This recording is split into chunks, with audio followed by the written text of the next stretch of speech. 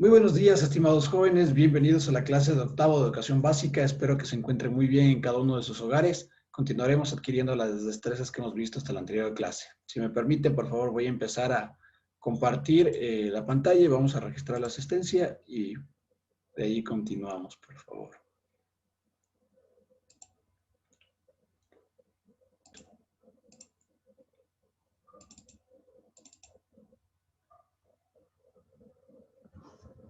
Listo, chicos. Cuando por favor vean su nombre, tenga la bondad Buenos días, de... licenciado, es que tenía problemas de internet. No hay problema. Cuando escuche su nombre, por favor, tenga la bondad de encender su micrófono y decir presente. Ayuquina. Ayuquina. Presente. Casagallo. Presente, licenciado. Presente. Cruz. Presente, licenciado. Meneses. Presente, licenciado. Morales. Presente, licenciado. Ramírez. Presente, licenciado. Serrano. Presente, licenciado. Perfecto, chicos. Ahora sí vamos a las diapositivas. Muy bien. Muy bien, chicos. Entonces vamos a hacer un pequeño recorderis de lo que hemos estado hablando. Hemos estado hablando un poco de las células, ¿no es cierto? De las partes de las células, de la estructura celular. Hemos visto las formas de las células y habíamos conversado que las células se clasifican en función de su tamaño, de su forma y sobre todo de las viscosidades y de las características externas que presentan.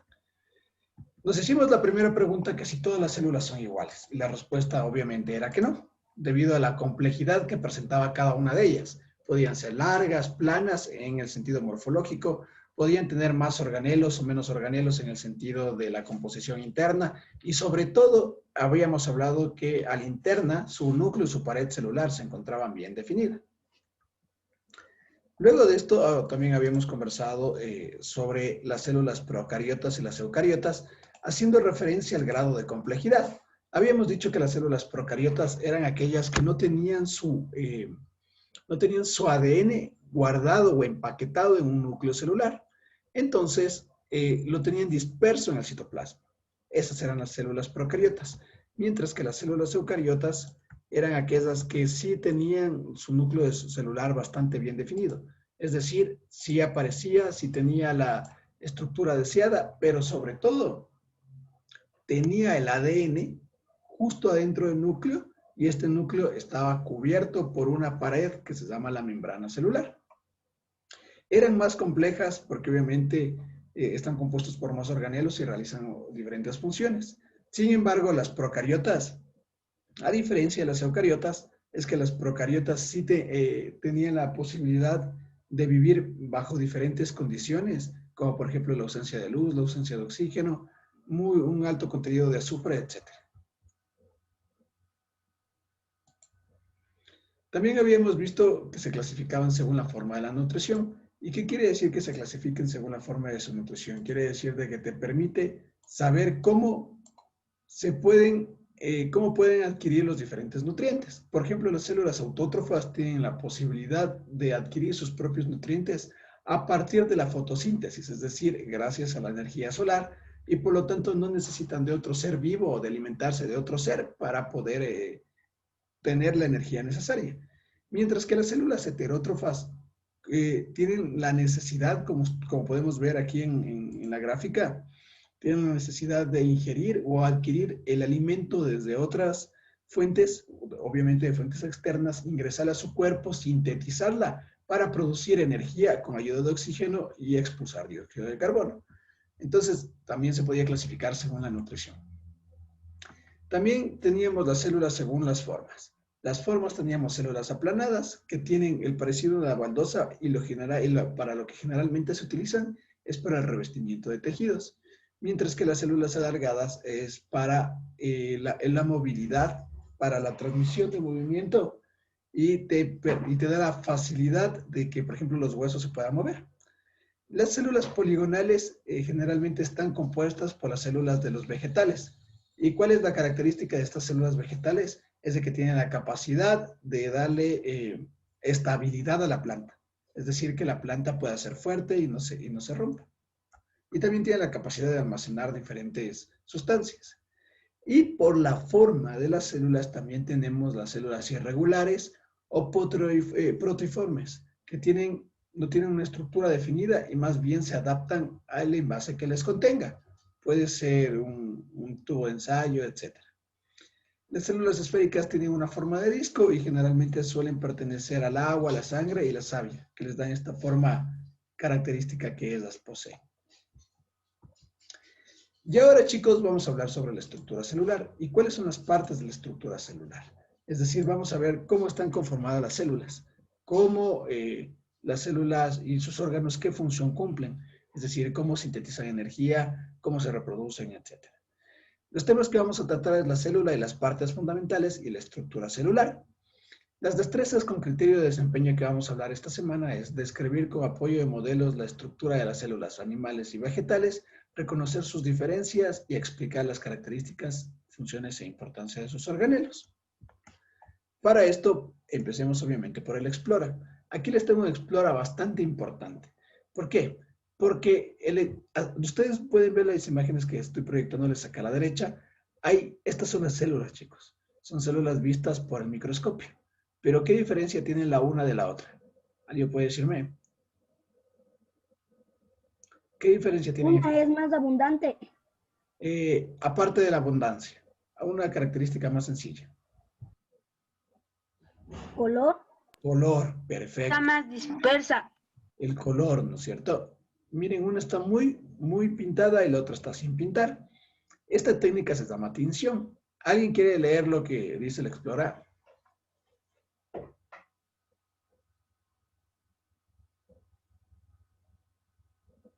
Licenciado. Por favor, léele. Explora. El tamaño pequeño de las células no es el único problema para observarlas. La mayoría de ellas y de sus estructuras internas carecen de color y no poseen contraste natural. Aunque el microscopio permite ver su imagen aumentada, no se diferencian del medio que la rodea. Solo en algunos casos las células tienen estructuras coloreadas que se observan sin ayuda. El método más sencillo para aumentar el contraste de las células es la tinción con sustancias colorantes. Los colorantes se utilizan para diferenciar una célula de otras y para revelar la presencia de algunos constituyentes celulares como el núcleo, la pared celular y los flagelos. ¿Por qué es importante utilizar colorantes en el estudio de las estructuras celulares? Muchas gracias. Además dice, las células de la fotografía presentan tinción natural. Argumenta tu respuesta. Bueno, esto de la tinción, chicos, es increíble. Verán, cuando yo hacía prácticas en el Centro de Investigación en Zoonosis, que se encarga de determinar las diferentes enfermedades como la brucelosis. La brucelosis es una enfermedad presente en la sangre y que tiene daños hepáticos y renales bastante fuertes en los animales y en las personas que lamentablemente la adquieren. El problema es que cuando tú sacas una muestra y tú la separas, ¿sí? En la sangre, cuando tú la separas y le pones en el microscopio, solo lo que le da el color característico a la sangre son los glóbulos rojos. Eso sí que tienen una coloración, pero el resto de células que se encuentran en la sangre son transparentes. No se puede ver nada, son completamente transparentes. Entonces hay una técnica que se llama tinción, que se trata de ponerle un colorante en unas gotas de azul de metileno sobre un porte de objetos y botarle agua, alcohol, etcétera, y repetir varias veces esa técnica. Después de un cierto tiempo, tienes que ponerla en el microscopio y observarle. Y cuando tú ves la célula que acabas de prepararle, te das cuenta que unas se pintan de un color azul, porque el colorante se llama azul de metileno, y otras no se pintan de color azul, se quedan medias rosadas. Esto está en función de su membrana plasmática. Mientras más grande sea su membrana plasmática o menos impermeable me refiero con lo que no permite pasar fluidos. Mientras menos impermeable sea, obviamente te permitirá que la célula sea más fuerte. Por lo tanto, chicos, si la membrana plasmática es más fuerte, la célula es más fuerte y por lo tanto no se va a teñir. En estas dos imágenes, chicos, ¿cuál creen que es la célula más fuerte? O sea, la membrana celular más gruesa. ¿La de la izquierda o la de la derecha? La de la La de izquierda. la derecha. La de la derecha. A ver, la de la derecha tiene la membrana celular más débil, más pequeñita. Porque tiene membrana celular más pequeñita, el fluido va a entrar más rápido. Y por eso se pinta de color azul. Y la de la izquierda tiene la membrana celular mucho más grande y por lo tanto no se va a pintar tanto. ¿Y cuál es la característica? ¿Qué te ayuda a decir esto? Te ayuda a decir que las células de la derecha, las células que se pintan más rápido, pueden ser destruidas con facilidad. Por ejemplo, es una enfermedad. Usted le da un medicamento bastante sencillo y ya las mata. Pero estas que tienen la membrana celular más grande, obviamente no van a dejar, porque estas no permiten el paso de toxinas en su estructura celular. Ya vamos a ver para qué sirve la membrana celular, pero quiero que se acuerden de esto. Ahora conversemos un poquito sobre justamente eso, sobre las partes de la célula, pero vamos a hablar sobre la membrana celular. La membrana celular o plasmática es una capa fina. Como ustedes pueden ver, es una capa obviamente fina que separa el contenido de la célula con el medio que la rodea. Es decir, acá está el medio que la rodea, está lo que está fuera de la célula, y aquí adentro es donde se encuentra, acá debajo de esto se encuentra la célula. Sirve como protección y sostén. Eso quiere decir que no permite que ingresen patógenos y que le sostiene de su forma cotidiana la célula. Facilita la absorción de partículas alimenticias y permite la comunicación con las células circundantes. Es semipermeable y selectiva. ¿Qué quiere decir? De que permite el ingreso de ciertos nutrientes, la cantidad necesaria de agua y no permite el paso de toxinas. Eso quiere decir que es semipermeable y selectiva, es decir, de que tiene la capacidad de elegir qué es lo que necesita. Esta membrana tiene una estructura compleja conformada por una doble capa de sustancias grasas, que son los glucolípidos y también los fosfolípidos, en la que se encuentran incrustadas proteínas de gran tamaño que pueden moverse de un lado al otro y por los carbohidratos. Ahora vamos a ver qué son los fosfolípidos. Miren, aquí está la membrana nuclear. Acá está afuera de la célula. Si ven, esta parte de acá conecta con afuera de la célula y la parte de acá adentro de la célula. ¿Pero qué son los fosfolípidos? Son moléculas grasas y como son grasas no se pueden disolver en agua, se separan de las células del medio externo y ¿qué hacen? Otorgar estabilidad. Además, hace posible que el interior de la célula se mantenga en las condiciones de normal funcionamiento. Entonces, los fosfolípidos, chicos, tienen la capacidad de almacenar grasas y las grasas le aportan energía a la célula, pero también, además de aportarle energía a la célula, le puede dar estabilidad. Y además, por ejemplo, si existe un golpe, la célula no sufre daños, puesto que es una capa que le protege. Las proteínas, en cambio, ayudan al intercambio de sustancias interior-exterior. ¿Dónde están las proteínas? Es esta de aquí que está de color morado. Permite que las sustancias ingresen por aquí e ingresen a la célula, pero también permite que éstas salgan y que vayan al medio externo, que las toxinas que ya se han consumido. Mientras que los carbohidratos se encargan de identificar las células que se ponen en contacto, ¿sí? Es decir, la glucolaxis de acá arriba tiene la oportunidad de unirse con las otras células e intercambiar información, ¿sí? Entonces también se pueden comunicar entre células. Y también tenemos la parte más importante de la célula, que se llama el núcleo.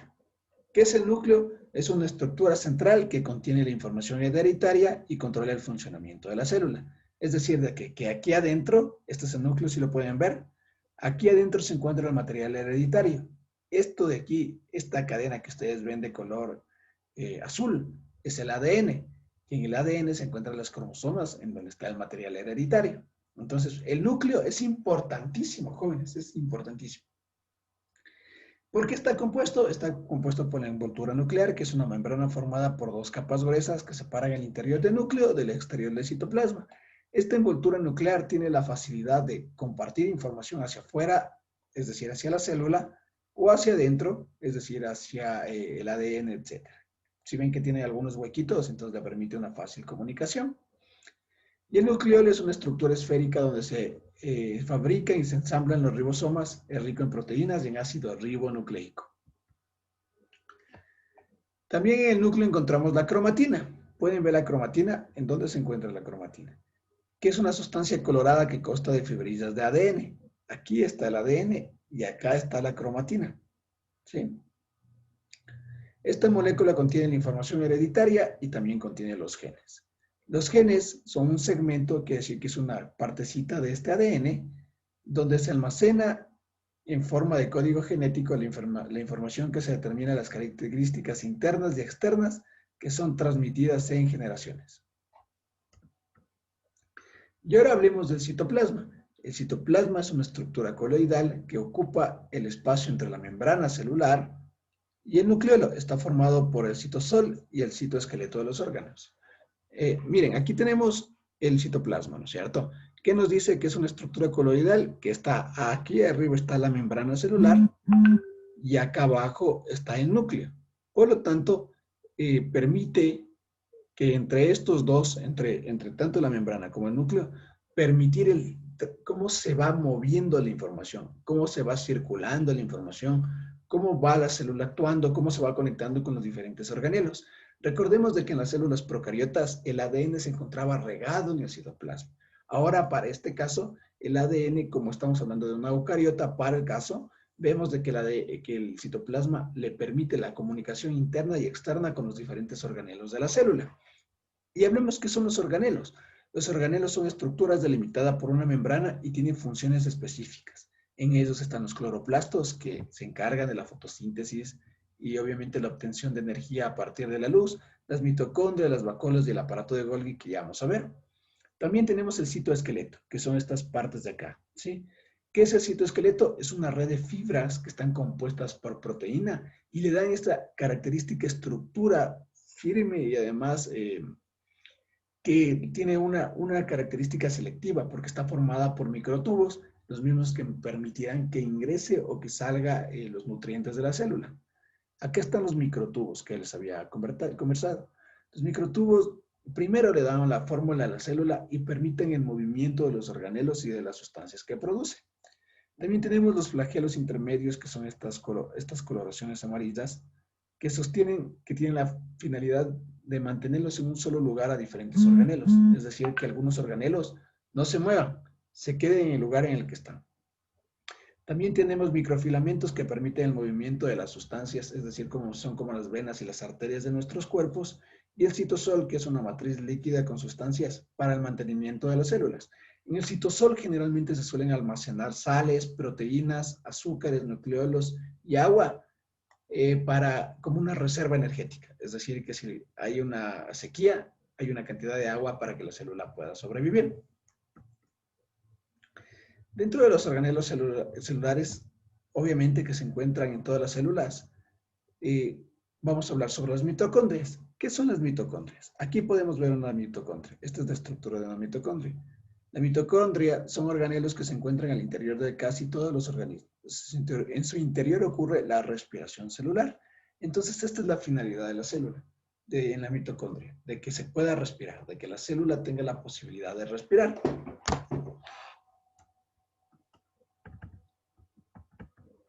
Ahora vamos a hablar de los lisosomas. Acá arriba tenemos el lisosoma. El lisosoma está compuesto por una membrana, enzimas hidrolíticas y proteínas. Los lisosomas son los responsables de la digestión celular. Eso quiere decir de que son los responsables de absorber los nutrientes, convertirlos y transformarlos en energía. En su interior se encuentran sustancias químicas que se llaman enzimas hidrolíticas, que tienen la facilidad de romper las estructuras complejas. Les voy a contar de que, por ejemplo, una manzana es una cadena súper larga de carbono e hidrógeno.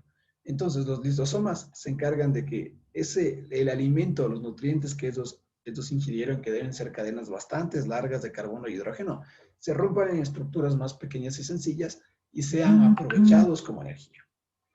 Acá abajo tenemos el ribosoma. El ribosoma son organelos pequeños en forma de gránulos que están dispersos en el citoplasma o asociados al retículo endoplasmático. La finalidad del ribosoma es que puede sintetizar proteínas. ¿Qué quiere decir? De que tiene la facilidad de crear musculatura, de crear estructura, que tiene la facilidad de crear, de darle crecimiento a la célula, porque tiene la facilidad de sintetizar proteínas. Y recordemos de que la proteína en la membrana celular, que se encontraba acá, permitía el paso de la sustancia de adentro hacia afuera, y a lo demás le daba el sostén y la forma a la célula. Entonces, la sintetización de las proteínas que se producen en los ribosomas le ayuda a que la célula tenga una forma, y además de esta forma le permite que la célula vaya creciendo o se vaya desarrollando a los diferentes aspectos, ¿no es cierto? También tenemos el rendículo endoplasmático. El rendículo endoplasmático son una serie de membranas, como ustedes ven, que son aplanadas y que se encuentran dispersas en el citoplasma. Recordando que el citoplasma es este fluido en donde comparten todos los organelos celulares. Este sistema de membranas es una vía de movimiento que permite que el núcleo y los materiales que producen estén desde el interior de la célula hasta el exterior de la célula. Es decir, que a partir del rendículo endoplasmático podemos permitir, se puede permitir que el movimiento de materiales que se encuentran en el núcleo pasen por cada uno de estos canales y salgan hasta el exterior de la célula. El rendículo endoplasmático puede ser rugoso o puede ser liso. El rugoso tiene una cubierta específica por ribosomas y está conectada con la membrana nuclear, a través de la cual sale la información necesaria para la síntesis de proteínas. El liso, en cambio, no tiene ribosomas y participa en la producción de lípidos que se contienen en la membrana.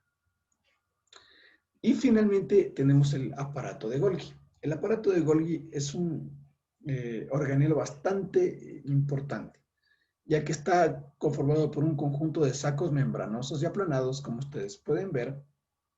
Su función principal es modificar y empacar las proteínas producidas por el rendículo endoplasmático, y también prepara para que los materiales sean expulsados fuera de la célula en un proceso que se llama la ectocitosis. También cumple importantes funciones como la síntesis de lípidos y carbohidratos. Entonces, el aparato de Golgi, además de permitir el transporte de materiales, también permite la expulsión de los mismos cuando ya han sido consumidos dentro de la célula. Las vacuolas son organismos que generalmente son de una forma esférica. Las vacuolas se encuentran, miren, aquí está la célula, y ocupan una gran cantidad de espacio. Generalmente suelen estar en las células vegetales, puesto que les sirve para almacenar aguas y nutrientes. También tenemos los plásmidos que se encuentran junto a las vacuolas, que son organelos más representativos de las células vegetales, en los que están rodeados por una membrana celular de ADN y rebosados en su interior. Me parece que ha estado bastante amplia la clase del día de hoy, puesto que me tocó lo del lunes y lo del día de hoy.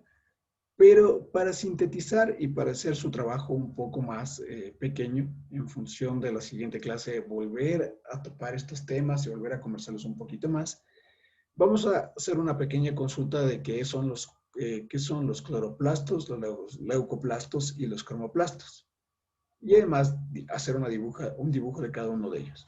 No vamos a hacer esta parte de acá, yo lo voy a hacer directamente en el laboratorio del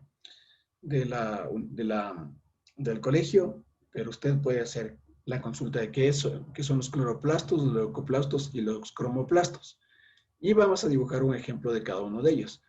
Y la siguiente clase vamos a volver a hablar un poquito más de este tema, recordar cuáles eran las funciones de cada uno de los organelos, y después sí vamos a hacer un mapa conceptual. ¿Está claro, chicos? Ya. Recuerden, para la siguiente clase vamos a hablar de nuevo de qué es el núcleo, cómo está conformado el núcleo, qué es el citoplasma, cuáles son los organelos que tienen el citoplasma, qué son las mitocondrias, cuáles son los lisosomas y los ribosomas, qué hace el rendículo endoplasmático, qué hace el aparato de Golgi, qué hace las vacuolas y los plásmidos que se encuentran al lado de las vacuolas, ¿ya? Y con eso ya podríamos tener una síntesis súper amplia de lo que la célula y cuál es la función de cada uno de sus organelos, ¿sí? Eso vamos a ver en la siguiente clase. ¿Listo, chicos? ¿Alguna pregunta? Ya, muy bien. La siguiente clase le volvemos a hacer. Fue una clase bastante amplia, puesto que por el tiempo, obviamente, se me corrió una semana por la clase de lunes. Pero en la siguiente clase vamos a ir directamente al tema de las funciones que tienen cada uno de los organelos celulares, ¿ok? Listo, jóvenes. Entonces, nos vemos en la siguiente clase y que tengan... Licenciado, ¿Sí? va a mandar tarea. Sí, esta es la tarea. Le voy a subir este momento al Claro. ¿La tarea cuál es? Consultar qué son los cloroplastos, los leucoplastos y los cromoplastos. Y además hacer un dibujo de cada uno de ellos. ¿Sí? De nuevo, consultar qué son los cloroplastos, los leucoplastos y los cromoplastos y hacer un dibujo de ellos. ¿Esto les parece bien para el siguiente viernes? Jueves, el siguiente jueves, ¿sí? Ya. Y licenciado, una pregunta.